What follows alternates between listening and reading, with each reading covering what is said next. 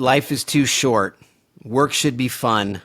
Everything should have passion in it. And enjoying what you do is the most important. And we'll give you a few tips and tricks along the way in this episode of how you can find that.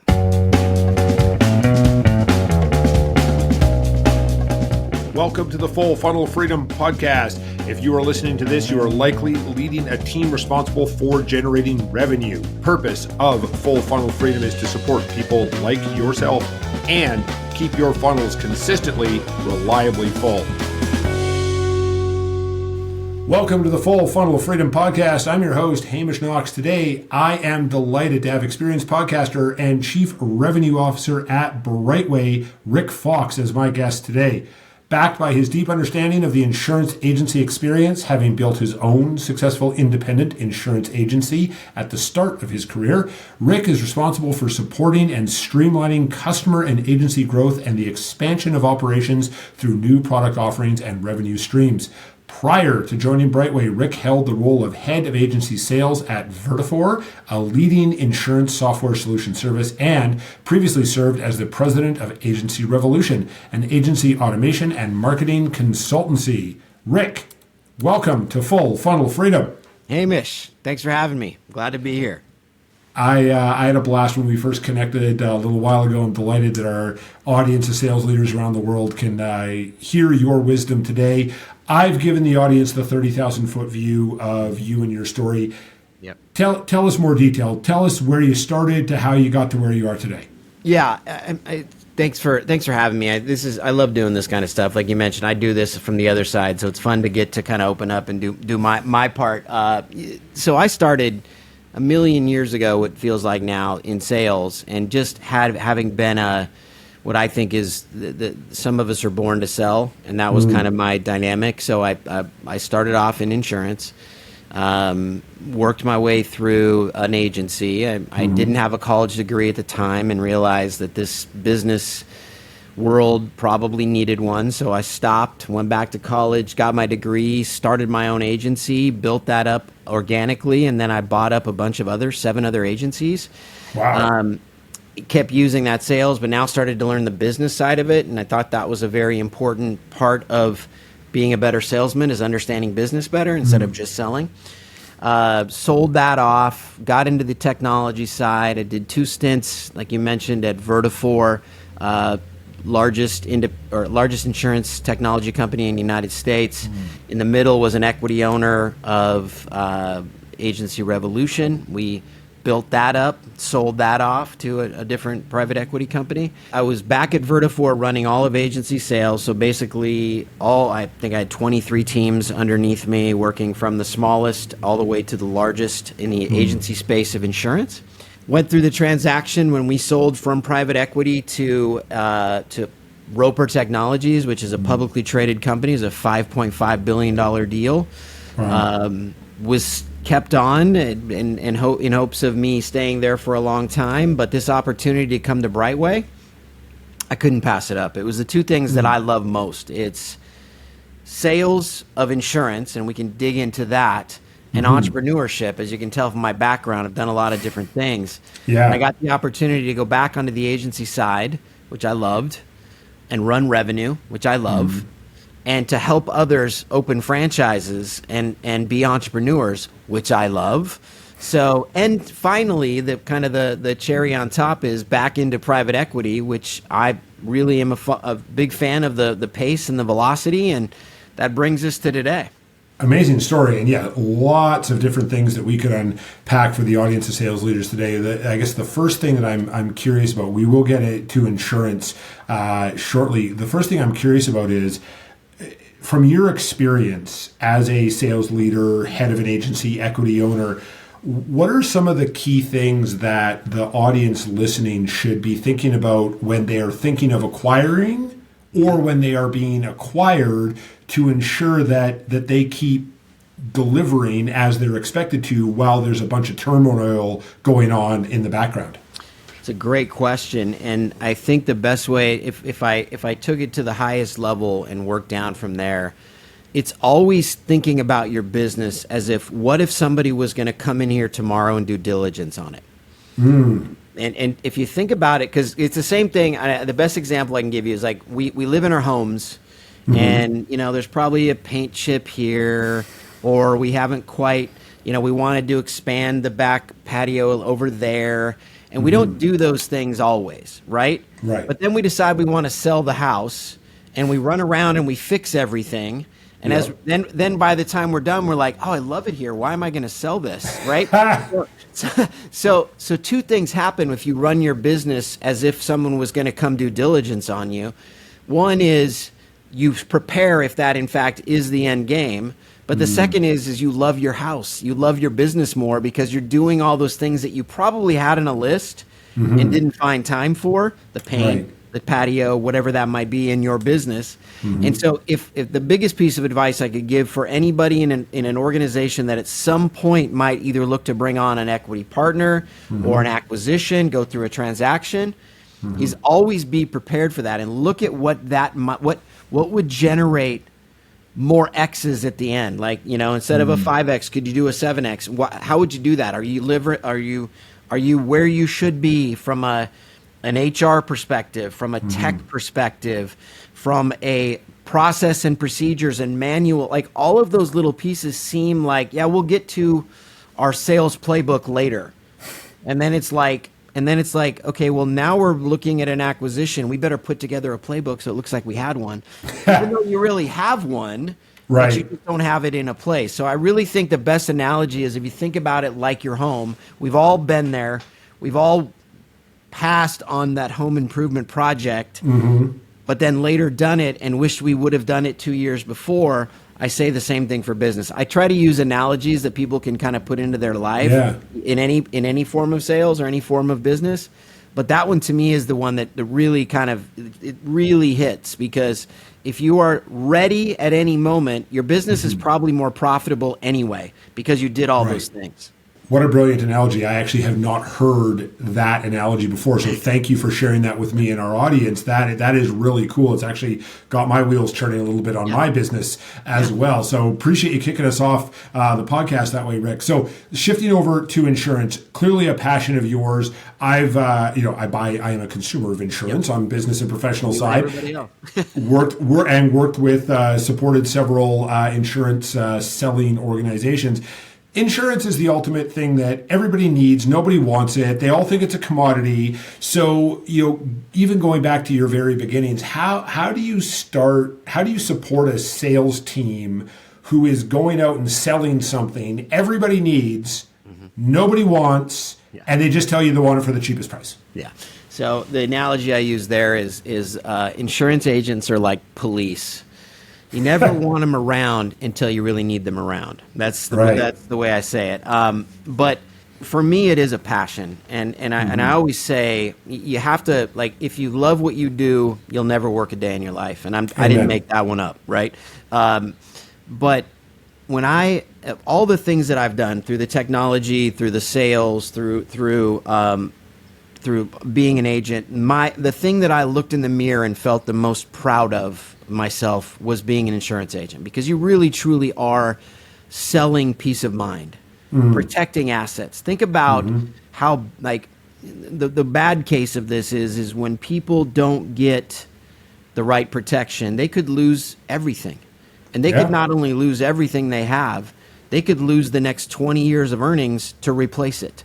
So the piece where I'm almost an evangelical about is the piece what you said, which is people don't understand it. And it's changed over time for different reasons. So back in the day, again, been doing this forever, there was not an easy access to information that there is today. So you needed to explain it so people understood it. It still was about price for a lot of folks. But and I'll just call them out, Geico has changed the dynamic with their advertising. Their advertising is basically saying 15 minutes can save you 15%. So they're telling you that the reason you should call them is to save money, and it'll be fast.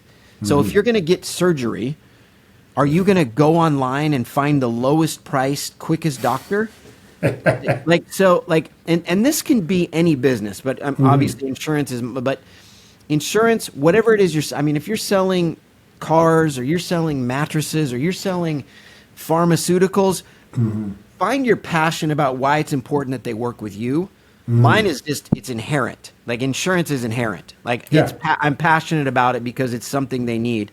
So then you start looking at the world being, you know, especially through the pandemic, commoditized even more. Everything was, you know, Amazon, Netflix, Uber Eats, click, done. And so there is a responsibility at the insurance level to scratch all those itches, meaning make it easy, make it self-service when necessary, but be in the background to be a professional. Again, I mentioned the doctor example. Like if you need to get a contract written, you see an attorney. If you need, if you're injured, you see a doctor. If you need insurance, you talk to an agent.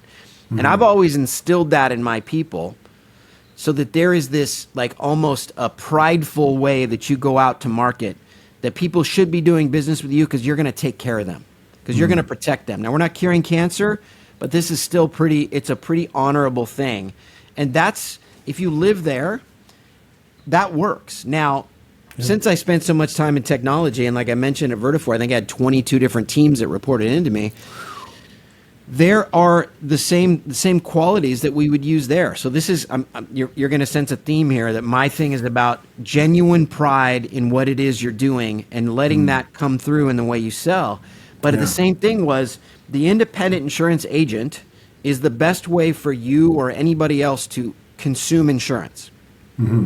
So if we were able to give better technology, so these agents were able to move faster, get more done, be there for their customers, would that be something we should be proud of? The answer is yes. And so that is, so I took that same insurance agent mentality into technology because we're still helping insurance agents help people. And but again, that is my journey. But anybody that's listening in, if you take that genuine, prideful approach to start, like, and don't say it once and never go back to it, live it, breathe it, reaffirm it, get everybody bought in on it. The other parts are easy. Like I can teach anybody to sell, but I can't teach people to genuinely sell with pride the thing that this person should buy from them. Absolutely, and that brings up the next great point. You just brought this up to the audience, the sales leaders.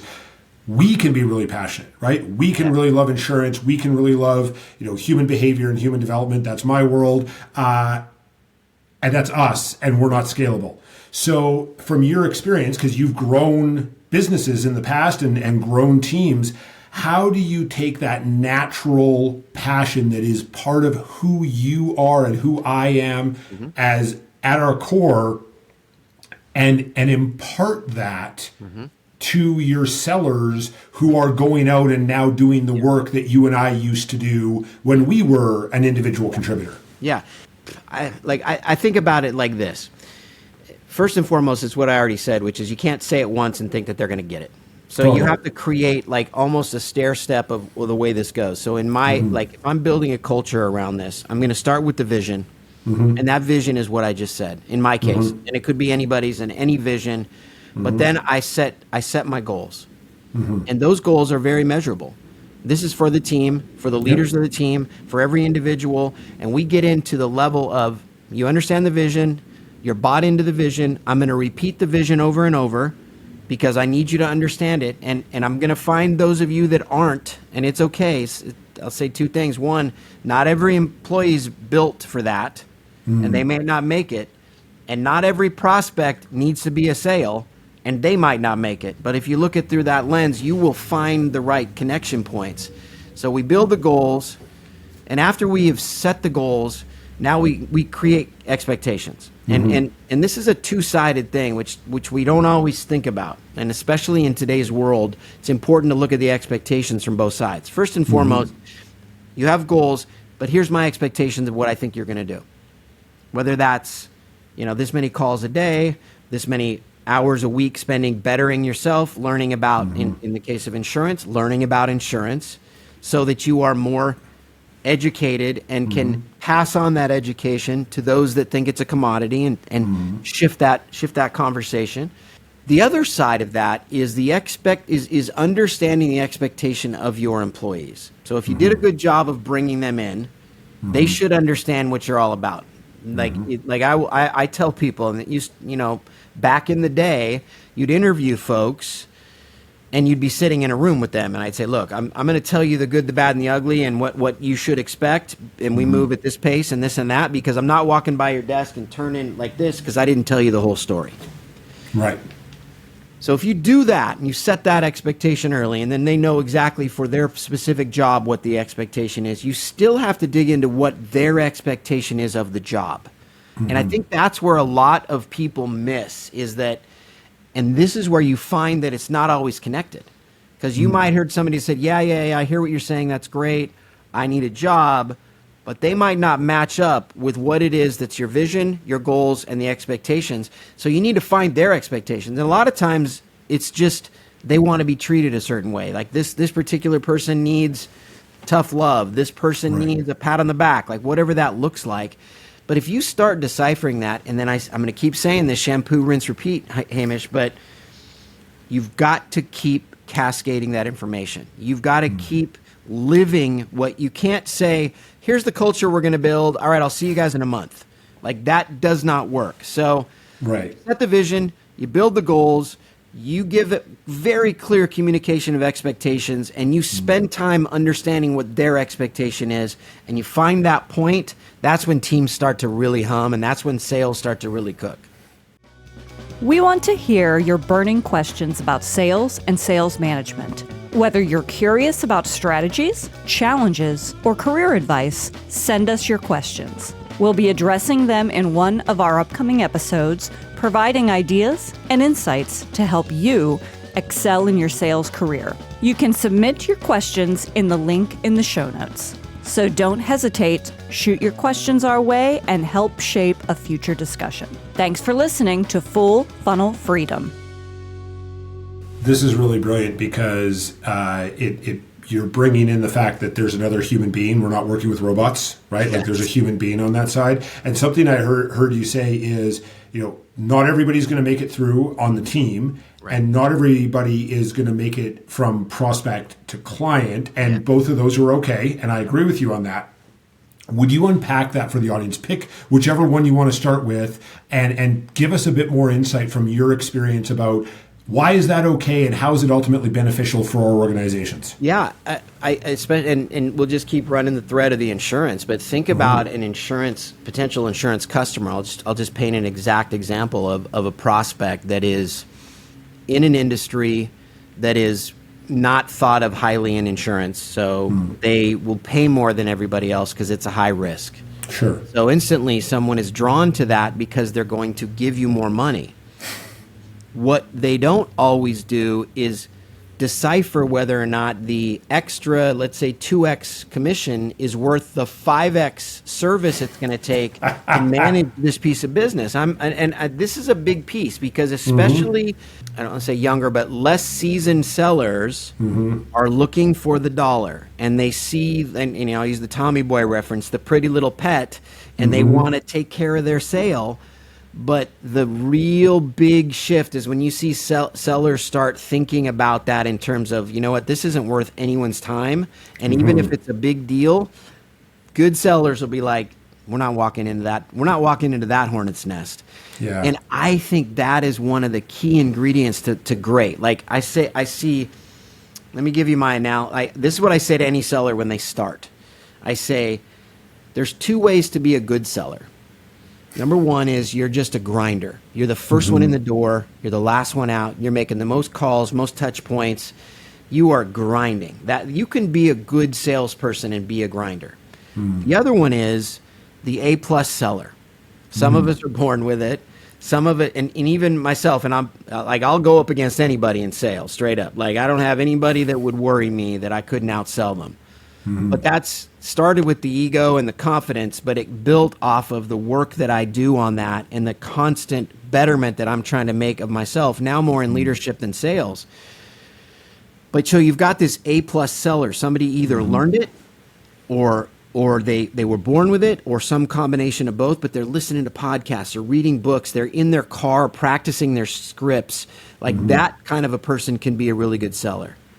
When I talk to people that I'm hiring for sales, I do this with my hands and I say, I want somebody who's both. And that's the difference. The grinder that is also the A-plus seller, that's how you go from a good seller to a great seller. How do you go from great to elite? That difference is the little things, like what I said. Are you willing to walk away from even big deals because you know they're not right? That's elite. And when you find a team, it's like a batting order for a baseball team. They're not all 3-hole hitters, right? Yeah. They're not all home run guys. Like, you're going to have guys and gals that fit into your utility role-playing positions but are putting up numbers that are continuing to move you forward. But you're going to have those leadoff guys, three holes, starting quarter, like whatever sports analogy you want to use. Totally. But that's where you're looking to turn the utility players into all-stars and the all-stars into Hall of Famers. And if you can go from good to great, great to elite, and work through, again, expectations and all those little pieces, man, that's the fun part. Like, this is still, I grew up as an athlete, and winning is still, it's part of me. In fact, a lot of the people I've hired have athletic backgrounds because they know how to compete and they want to win. Right. And that's a big piece of this. So that I appreciate the analogy and the insight on, how do you go from, good to great, great to elite. And then, that I'm a former sports journalist, so I totally resonate with all those analogies. How do we course correct, right? So this sounds great, right? Have the expectations conversations, and then they're gone. And you and I both know that doesn't work because we're working with humans. So how, from your perspective, do we have that course correction when we've had the expectations conversation and then our seller is off the plot, as the British say? Yeah. So first and foremost, at the off the rails portion of this is, that shouldn't happen very much. And if it does, it shouldn't be very far off because of the way that you've got this set up with the goals, the expectations, and the communication. If you're doing those things, it doesn't take long to find the hole. So if I look at it from a different lens, I look at it from a funnel lens, and I'm very big on, all right, 4, 6, 9, however many phases there are in the funnel. And making sure that the leadership, whether that's me and I'm managing the sellers or I'm managing managers who have the sellers, is like, let's just say there's 4 buckets. There's 4 parts of the funnel. Sure. You are in one of those parts and it takes X to get to the next part. We know that. Right. All right. It looks like Susan is stuck in bucket 2 with 70% of her business. What is happening there? Well, we would have already built kind of the analytics against what's happening there. So let's say the second bucket is you've had a welcome call and now you're getting to, can I get you a quote? Right. And she's stuck in getting to the quote. We would have already had a conversation that said, this is the 3 things you need to do for her, one, because the first step would be, Susan, you got 72% of your business in bucket 2, go to work.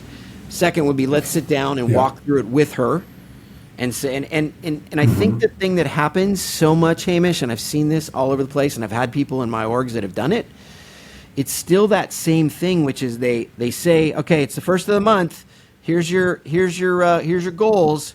I'll see you on the last day of the month, and I'm going to kill you if you don't have your numbers, right? And then what takes a good manager or a good manager to great and a great manager to elite is understanding exactly what we just talked about and doing it in a way that doesn't feel micromanaging, which is hard. It's a hard thing to do. So if you think about that person having a leader, someone to lean on, do you have peers? Do they have potentially accountability partners within their peer group? All of these pieces go to the greater good, because the greater good is they make more money. The greater good is your organization makes more money.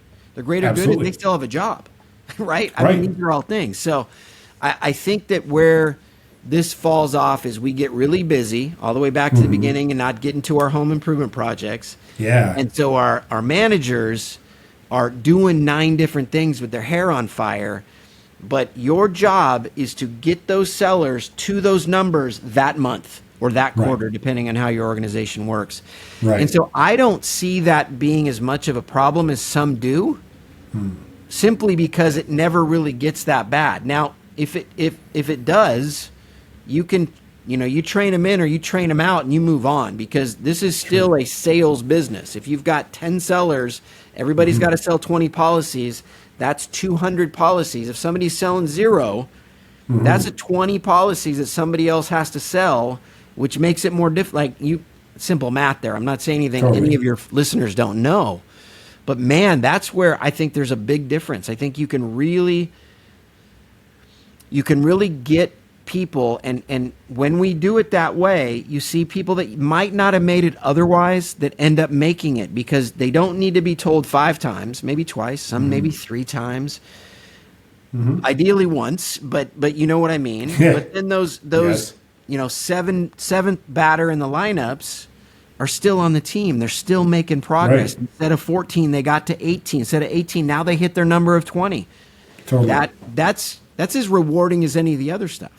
And to keep using that analogy, like, not everybody can bat 4th or lead off, right? Like, we have to have somebody batting 7, 8, and 9, because we have a 7, 8, and 9 position, and that's called life. That's called the universe, whatever you want to. If you run that thread and your 9-hole hitter just quit, that's just an out. That's just an out. Like, you have nobody in the lineup. Like, so it's really getting that comfort level that you've got good, you've got great, and then you've got a few that are elite, and you should be able to coach through that. And if you're doing it right and having the right conversations, I've been very successful pretty much everywhere I've gone with that as my mantra and my communication style, and people have made a lot of money doing it working for me. So it's worked so far. Knock on wood.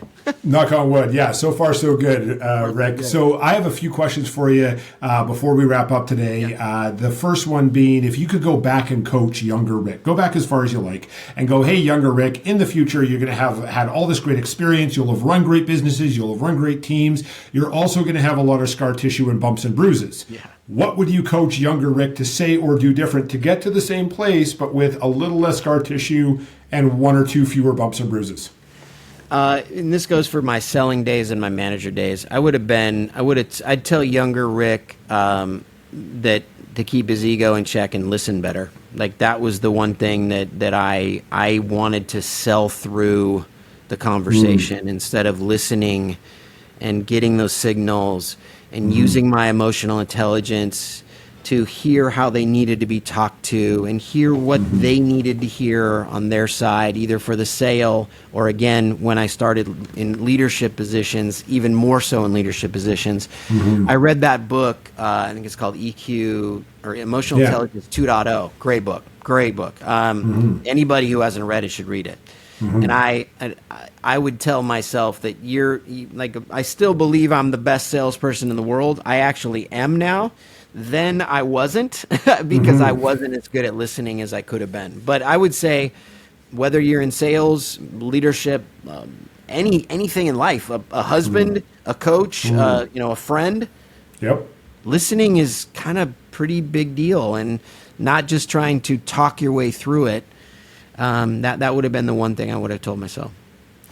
Beautiful insight. Thanks for sharing that with us. And you've actually partially answered my second question, or my next question, which is, what have you read, watched, or listened to, whether recently or in the past, that you would encourage the audience to check out for their own development, aside from Emotional Intelligence 2.0? Yeah. Well, for first and foremost, it's your podcast. I mean, that would be where I'd start. That's where I would start, Hamish. It's Emotional Intelligence 2.0 is a great book for kind of your own personal growth. For sales, my favorite book is still the Challenger Sales book. That one, to me, is... there's a few chapters that I like, and there's about 5 chapters that I absolutely live by. Yep. And I make everybody read that. It's an important sales position. I like Start With Why by Simon Sinek. I think that's a great book. And who I listen to, I'm very old school, so it's Simon Sinek, Brendan Burchard, Tony Robbins. I'm just always looking for some enlightenment onto how you make it more personal. Well, again, whether that's a sale or in a relationship with somebody that you work with. Right. And those are just very positive people that are looking at it through a lens that I appreciate. I think Simon Sinek's lens on why, to me, is like the most crucial. And again, the why is how you build your vision, which is where we started this. And then for insurance stuff, there's a lot of great podcasts in insurance, but specific to those, that's the stuff I spend my time on. Very cool. Thank you very much for sharing that with our audience of sales leaders around the world, Rick. Last question for you. You've already given us so many amazing ideas and insights around how to build up teams, how to build up businesses, how to sell something that everybody needs but nobody wants. What do you have as a closing thought, a final bit of wisdom, or something to plug? The floor's yours. No, I would say just think about what you do, and this is going to sound almost sappy, but it's the way I really truly feel, is like really, really make sure that what you're doing is what you love. And whether that's leadership of folks, whether it's the product you sell, whether it's trying to get your business to a certain valuation so you can get the exit, whatever that is, make sure what your drivers are what they should be. As a young kid, we were not wealthy. We did not. I didn't grow up, in poverty, but we were not wealthy. Sure. And my mom used to say, like, what do you want to be when you grow up? And my buddy wanted to be a fireman, and this guy wanted to be in the NBA. And I would just say, it doesn't really matter. I just want to be rich. And my mom would say, money does not always buy you happiness. And I'm like, yeah, whatever. If I'm rich, I'm going to be happy. And it's like, I really cherish that now. And I think back on it and I think, you know what? Money does help. Like, I'm not, having wealth does not hurt, but really enjoying what I do. And like I said earlier, if you love what you do, you'll never work a day in your life. I think everyone should strive for that. And I have friends, or almost friends that I'm not as close with anymore, that, kind of the disconnect has been that they're complaining about their job and their lot in life. And it's like, go change it. Like, there is opportunities everywhere. And if you don't love what you do, then go find something that you do love and do that. And that would be my advice, would be to just kind of live with that in the forefront of your mind when you're looking at your career, because you're going to spend you're going to spend more time at working than you are with your family, other than maybe sleeping gets in there is one of the top things you do. But during your waking hours, you're going to be at work. So love it. Embrace it. What a great way to wrap up the episode today. Rick, thank you so much for being a guest on Full Funnel Freedom today. My pleasure, Hamish. Thanks for having me, man. Sales leaders, I love Rick's passion for what he does. Really resonates with me. As y'all know, because you've been listening since the beginning, I've got a lot of energy and a lot of excitement for the work that I do, and I'm not apologizing for it anymore. I used to, and I'm not, because I love what I do, and clearly Rick does as well.